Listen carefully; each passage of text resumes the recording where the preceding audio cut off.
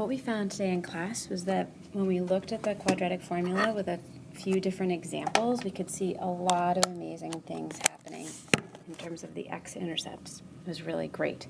So let me walk you through this example, this x squared minus 2x minus 4, and you can see down here below, I've added there the graph for you just so you can see that. So I'm going to use, I can't see what the x-intercepts are, so I'm going to use the quadratic formula, the negative b plus or minus square root of b squared minus 4ac all over 2a. I'm not going to sing it to you because that would be a form of torture. So here we go.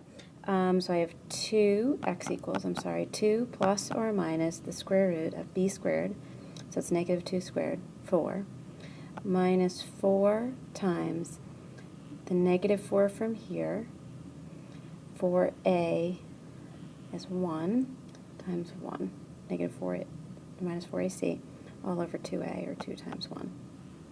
So we end up getting here that it's 2 plus or minus, the square root of 4 plus this whole thing becomes 16 all over 2. Now, just for all intensive purposes, I right now am going to just call this 2 plus or minus root 20 over 2. Could you simplify the radical? Yes. Could you then simplify the whole fraction? Yes. But what I want to do right now is draw your attention to one piece of this equation, and that it's this part right here. This is called the discriminant. What we found through our investigation today in class, our exploration, was that any time that this number underneath, which is our discriminant, this part here is called the discriminant, not the radical, just inside it. Any time that this was greater than 1, so b squared minus 4ac was greater than 0, because it's positive. Sorry about that. We saw that there were 2 x-intercepts. So when it's a positive value, there were 2 x-intercepts. Then we looked at something like this. So again, I'm going to use the quadratic formula. So I have negative b plus or minus the square root of b squared minus 4ac all over 2a. So those are my 2 x-intercepts here. Or I'm solving for my x-intercepts rather.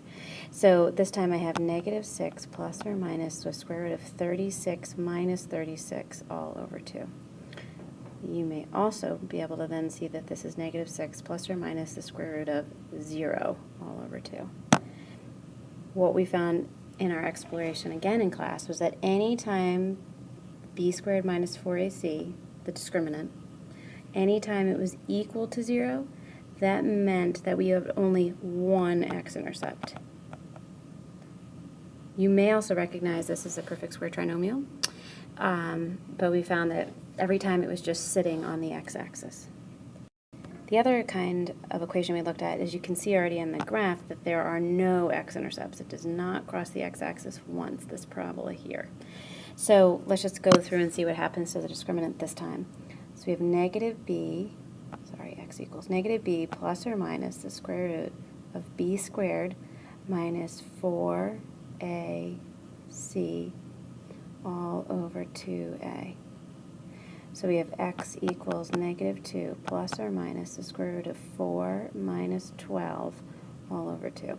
Now in class, a lot of people's first reaction was when they get to this part here and now say that x equals negative 2 plus or minus the square root of negative 8 all over 2, is they say, well, it can't happen.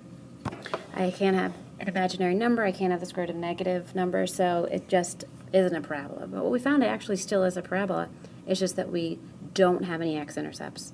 So this imaginary number in here, the square root of a negative, when the discriminant is a negative number or less than 0, so I'm going to write this over here. So when b squared minus 4ac is less than 0, we found through our exploration that that meant there were no x-intercepts. So you'll practice this in class with on Monday with Ms. Horn also. Have a good weekend.